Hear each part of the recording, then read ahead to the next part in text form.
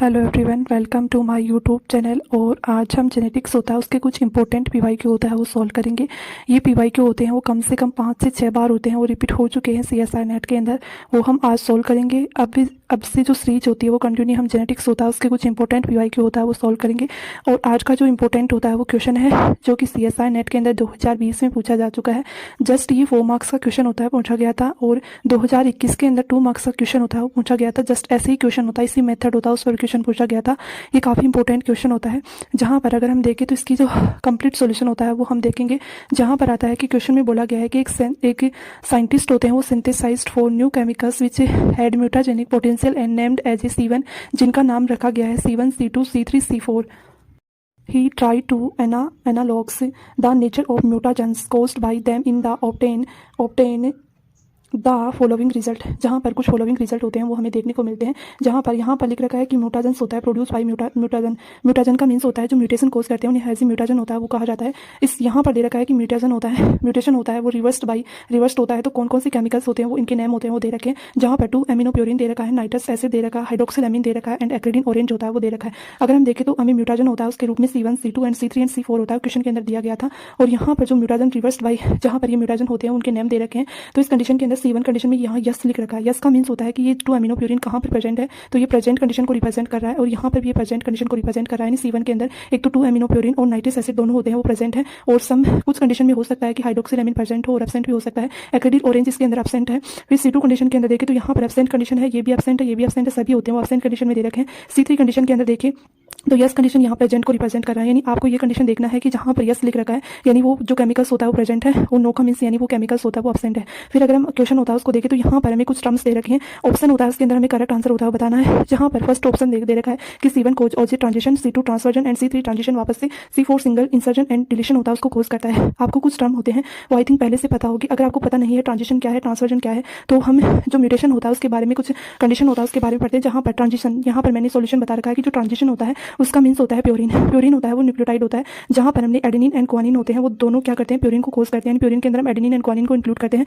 यानी प्योरिन के द्वारा रिप्लेसमेंट होता है या प्रिमिडिन के द्वारा रिप्लेसमेंट होता है, तो उसे हम ट्रांजिशन कंडीशन कहते हैं। ट्रांजिशन का मतलब प्योरिन के द्वारा एंड प्रिमिडिन के द्वारा रिप्लेसमेंट होता है, तो उसे हम ट्रांजिशन कहते हैं। एंड ट्रांसवर्जन का मतलब होता है अपोजिट कंडीशन। अपोजिट का मीन्स होता है यानी यहाँ पर कौन सी कंडीशन आ रहा है, एडेनिन एंड ग्वानिन, यानी दोनों ही प्योरिन एंड प्योरिन है, तो इसके द्वारा ये रिप्लेसमेंट होगा, एडेनिन की जगह ग्वानिन आ जाएगा। तो ये कंडीशन ट्रांजिशन को रिप्रेजेंट करता है।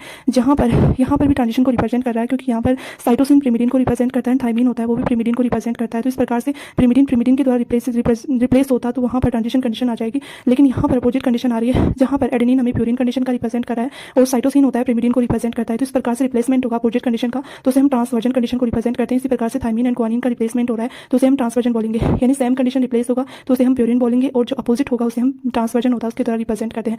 अब हम देखेंगे कि इसको सोल्व क्वेश्चन होता है उसको सोल्व कैसे करना आखिर। तो यहाँ पर हमें कुछ म्यूटाजन होते हैं वो दे रखे हैं। आपको ये डायरेक्ट म्यूटाजन होते हैं वो मैं आपको एक सारणी होता है वो प्रोवाइड कराऊंगी, जहाँ पर अगर इस सारणी को होता है वो आप बना लेंगे तो इस क्वेश्चन को इजीली होता है वो सॉल्व कर लेंगे। जहाँ पर इस सारणी को देखेंगे, मेनली हमने जस्ट अभी देखा है कि जो म्यूटेशन को कोज करते हैं वो एज ए म्यूटाजन होता है वो कहलाते हैं। तो यहाँ पर कुछ केमिकल एजेंट होते हैं जो कि म्यूटेशन होता है उसको कोज करते हैं। जहाँ पर सबसे इंपॉर्टेंट होता है बेस एनालॉग जितने भी होंगे यहाँ पर म्यूटाजन कंडीशन दे रखी है तो वो ट्रांजिशन होता है उसको कोज करते हैं। तो इसके अंदर कौन कौन से एग्जाम्पल आते हैं, तो 5 promo uracil, 2 amino purine and 5 methyl uracil होते हैं, वो किसको कोज करते हैं, तो वो ट्रांजिशन होता है उसको कोज करते हैं। यानी डायरेक्ट ये भी पूछा जा चुका है क्वेश्चन 2 मार्क्स का, जहाँ पर आपसे पूछा गया था कि कौन से केमिकल होते हैं जो कि बेस एनालॉग होते हैं। जहाँ पर आपको ऑप्शन होता है उसके अंदर ये कंडीशन दे रखी थी कि 5 ब्रोमो यूरेसिल होगा या 2 अमीनो प्योरिन, यानी ये दोनों कंडीशन होती है वो करेक्ट होंगी। साथ में ही 5 मिथाइल यूरेसिल होता है वो भी करेक्ट होगा। यानी ये तीनों ही होते हैं वो किसको कोज करते हैं, तो ट्रांजिशन को कोज करते हैं। साथ ही यहाँ पर आपको याद रखना है कि आपको एक्स्ट्रा इन्फॉर्मेशन होती है जो कि काफ़ी इंपॉर्टेंट है कि 5 ब्रोमो यूरेसिल होता है वो आर्टिफिशियली जो बेस एनालॉग होता है वो थाइमिन का होता है, जबकि 2 अमीनो प्योरिन होता है वो बेस एनालॉग होता है वो एडेनिन का होता है। फिर अगर देखें तो 5 मिथाइल यूरेसिल होता है वो न्यूट्रल बेस होता है वो थाइमिन का होता है। फिर अगर हम देखें तो यहाँ पर आता है कि जो ब्रोमो यूरेसिल फॉर्म दे रखा है वो कीटो फॉर्म होता है, जब ये कन्वर्ट होता है तो एडेनिन के अंदर कन्वर्ट होता है। एंड यहाँ पर जो इनोल फॉर्म होती है इसकी वो ग्वानिन के अंदर कन्वर्ट होती है। कुछ एक्स्ट्रा इन्फॉर्मेशन होती है वो दे रखी है जो कि हम डिटेल में म्यूटेशन होता है उसमें पढ़ते हैं। फिर आता है कि जो एल्कलाइजिंग एजेंट होते हैं वो कौन से होते हैं, ये भी मेनली जितने भी जो बेस एनालॉग जस्ट अभी हमने देखे हैं वो भी ट्रांजिशन को कोज करते हैं। और ये जो कौन से होते हैं एल्कलाइन एजेंट होते हैं वो भी ट्रांजिशन को कोज करते हैं। जहाँ पर एल्कलाइन एजेंट के अंदर 5 जो यहाँ पर दे रखा है कि इथाइल मिथाइल सल्फेट, यानी ये कंडीशन होती है, ये जो म्यूटेशन होता है वो ट्रांजिशन को कोज करता है। एंड मिथाइल सल्फेट होता है ये भी ट्रांजिशन को कोज करता है। Nitro urea and alpha toxin होता है, वो भी ट्रांजिशन को कोज करते हैं। तो यहाँ पर ये भी पूछा जा सकता है आपसे कि अल्कलाइन एजेंट होते हैं वो कौन कौन से होते हैं, तो आपको ये एग्जाम्पल होता है वो अच्छे से याद रखना है। फिर अगर हम आगे देखें तो केमिकल एजेंट यानी कौन से होते हैं जो केमिकल एजेंट होते हैं, मेनली ये भी ट्रांजिशन होता है उसको कोज करते हैं। तो नाइट्रस ऑक्साइड होता है वो, एंड EMS होता है, एंड EES होता है। जस्ट अभी हमने इनकी फुल फॉर्म देखी है, जहाँ पर ethyl methyl sulphate and ethyl ethyl sulphate, ये कौन से होते हैं, डीएमिनेटिंग एजेंट होते हैं जो कि ट्रांजिशन होता है उसको कोज करते हैं। यानी आपको याद रखना है कि कौन कौन से होते हैं जो ट्रांजिशन को कोज करते हैं। तो जस्ट हमने 3 कंडीशन देख ली है, जहाँ पर पहले बेस एनालॉग होता है उसके बारे में देखा था जो कि ट्रांजिशन को कोज कर रहे थे। दूसरे हमने एल्कलाइन एजेंट के जितने भी एग्जाम्पल होते हैं वो ट्रांजिशन को कोज करते हैं, जितने भी डीएमिनेटिंग एजेंट होते हैं वो ट्रांजिशन को कोज करते हैं। फिर आता है ऑक्सीडेटिव जो एजेंट होते हैं, जैसे कि जो ओजोन होता है, पेरोक्सिसोम होता है, एंड ऑक्साइड होते हैं, हाइड्रोक्साइड होते हैं, एंड कैडियम होता है, Hg एंड कोबाल्ट, ये मेटल होते हैं कुछ जो कि ट्रांसवर्जन होता है उसको कोज करते हैं। जस्ट अभी हमने मीन्स देखा था कि ट्रांसवर्जन क्या होता है, यानी प्यूरिन पिरिमिडिन के यानी अपोजिट कंडीशन रिप्लेसमेंट होता है, तो सेम ट्रांसवर्जन कहते हैं। तो आपको ये अच्छे से याद रखना है कि ऐसे कौन सी कंडीशन होती है जो कि ट्रांसवर्जन को कोज करते हैं। तो जितने भी ऑक्सीडेटिव एजेंट होंगे वो सभी ट्रांसवर्जन को कोज करेंगे। फिर अगर हम आगे देखें तो इंटरकलेक्टिंग एजेंट यानी कौन कौन से होते हैं जो कि इंटरकलेक्टिंग एजेंट होते हैं। तो इथीलियम ब्रोमाइड, ये भी आपसे डायरेक्ट होता है, वो कम से कम जो एक्रेडिन ऑरेंज होता है वो 2 या 3 बार क्वेश्चन पूछा जा चुका है 2 मार्क्स का, जहां पर आपको डायरेक्ट पूछा जाता है कि जो इंटरकलेक्टिंग एजेंट के अंदर इंक्लूड किया जाता है, तो जो एक्रेडिन ऑरेंज होता है उसको इंक्लूड किया जाता है, एंड साथ में इथीलियम ब्रोमाइड को इंक्लूड किया जाता है। बेंजोप्यूरिन होता है, ये इनको भी इंक्लूड किया जाता है। यानी इंटरकलेक्टिंग एजेंट के अंदर जितने भी आएंगे वो डिलीशन एंड इंसर्जन होता है उसको कोज करेंगे। अब आपको ये पता होना चाहिए कि डिलीशन होता है वो हम पढ़ते हैं जहाँ पर हम कुछ डिलीशन, डुप्लीकेशन, ट्रांसवर्जन ये हम पढ़ते हैं। तो इसके बारे में हम डिलीशन का मतलब एक जीन होता है वो डिलीट हो जाता है वहाँ से, और इंसर्जन का मतलब वहाँ पर जो सीक्वेंस होता है वहाँ पर इंसर्ट हो जाता है, तो उस कंडीशन को हम डिलीशन एंड इंसर्जन होता है उसको कोज करते हैं। यानी ये काफ़ी इंपॉर्टेंट होता है, ये सारणी ये आपको अच्छे से बना लेनी है और अच्छे से होता है वो याद रखनी है। जहाँ पर केमिकल एजेंट होते हैं जिसके अंदर बेस एनालॉग जितने भी होंगे इनके एग्जाम्पल वो ट्रांजिशन को कोज करेंगे, जितने भी अल्कलाइन एजेंट होंगे वो ट्रांजिशन को कोज करेंगे, जितने भी डीएमिनेटिंग एजेंट होंगे वो ट्रांजिशन को कोज करेंगे।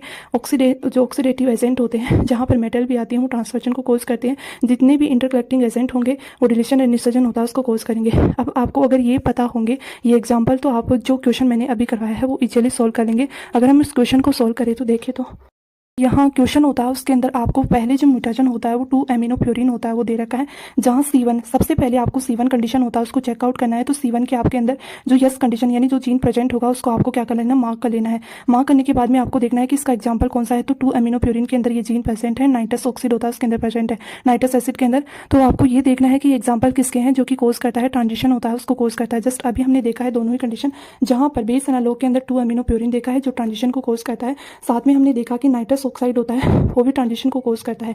यानी यहाँ पर आपका जो C1 कंडीशन होता है वो ट्रांजिशन हो जाएगा। यानी इसी के बेसिस पर आपको क्या करना है, आंसर देना है। जो सम एंड नो कंडीशन होता है उसके बारे में नहीं देना है। तो C1 होता है वो मेनली ट्रांजिशन को कोज करेगा। यहाँ पर जो ये कंडीशन होता है वो करेक्ट हो जाएगा C1। यहाँ पर सेकंड कंडीशन में ट्रांसवर्जन को रिप्रेजेंट कर रहा है, यानी ये इनकरेक्ट हो जाएगा स्टेटमेंट। एंड थर्ड होता है वो डिलीशन को रिप्रेजेंट कर रहा है, ये भी इनकरेक्ट हो जाएगा ऑप्शन। एंड यहाँ पर देखें तो ये ट्रांजिशन को दे रखा है, तो ये करेक्ट हो सकता है अभी तक। फिर अगर हम C2 कंडीशन को देखें तो C2 होता है उसके अंदर कोई सा भी म्यूटेशन होता है प्रेजेंट नहीं है, तो आपको इसको छोड़ देना है। फिर अगर C3 कंडीशन होता है उसको चेकआउट करें तो C3 कंडीशन के अंदर वापस से ये दोनों के दोनों म्यूटेशन होते हैं जो कि C1 के अंदर प्रेजेंट थे वो ही होते हैं प्रेजेंट है, और कोई सा भी प्रेजेंट नहीं है। तो आपको क्या कर लेना है, अभी जस्ट हमने देखा कि 2 amino purine and nitrous acid होते हैं, दोनों ही ट्रांजिशन को कोज करते हैं। तो आपको क्या कर लेना है, जो C3 के अंदर देखा C2 को छोड़ देना है, C3 के अंदर हमें देखना है कि ट्रांजिशन को कोज करेगा, यानी ये हमारा करेक्ट आंसर हो जाएगा। अगर यहाँ पर देखें जो फोर्थ ऑप्शन होता है उसके अंदर, तो C3 यहाँ पर ट्रांसवर्जन को रिप्रेजेंट कर रहा है, यानी ये करेक्ट ये स्टेटमेंट होता है वो इनकरेक्ट हो जाएगा। यानी अगर आपको डायरेक्ट ये पता होंगे कि कौन सा म्यूटेशन ट्रांसवर्जन को कोज करता है, कौन सा ट्रांजिशन को कोज करता है, कौन सा डिलीशन एंड डुप्लीकेशन को कोज करता है, तो आप इजीली क्वेश्चन को सोल्व कर लेंगे। फिर अगर यहाँ पर देखें फोर्थ कंडीशन C4 कंडीशन होता है उसको चेकआउट करें तो यहाँ पर एक्रेडिन ऑरेंज दे रखा है जो कि एक इंटरकलेक्टिंग एजेंट होता है। जस्ट अभी हमने देखा है कि जो एक्रेडिन ऑरेंज होता है वो एक इंटरकलेक्टिंग एजेंट होता है जो कि डिलीशन एंड इंसर्जन होता है उसको कोज करता है। तो इस प्रकार से यहाँ पर जो C4 कंडीशन होता है तो यहाँ पर ऑप्शन होता है उसके अंदर दे रखा है कि base of insertion and deletion होता है उसको रिप्रेजेंट कर रहा है, तो ये भी क्या हो जाएगा, करेक्ट हो जाएगा। तो इस प्रकार से इस क्वेश्चन होता है उसका करेक्ट आंसर होता है फर्स्ट हो जाएगा। अगर आपको ये क्वेश्चन होता है समझ में आया तो 2021 के अंदर मुझे पता नहीं कि कौन से शिफ्ट में पूछा गया था, लेकिन 2 मार्क्स का क्वेश्चन जस्ट ऐसे ही इसी बेसिस पर पूछा गया था, जहाँ म्यूटेशन दे रखा था आपको, तो इसी बेसिस पर ये क्वेश्चन होता है, पूछा गया था, आप उसको सोल्व करें, इजीली आप होता है वो सोल्व कर लेंगे। जहाँ पर आपको ये सारणी होता है वो अच्छे से देख लेनी है, इसे अच्छे से होता है वो बना लेना है कि कौन से एजेंट क्या कोज करते हैं और कौन ट्रांजिशन कोज करेगा, कौन ट्रांसवर्जन को कोज करेगा। इस प्रकार से ये वीडियो होता है वो आपको काफ़ी बेनिफिट देगा CSI नेट के अंदर। और अगर वीडियो पसंद आता है तो इसे लाइक करें और अपने फ्रेंड्स के साथ में वीडियो को शेयर करें, चैनल को सब्सक्राइब करें। Okay, thank you.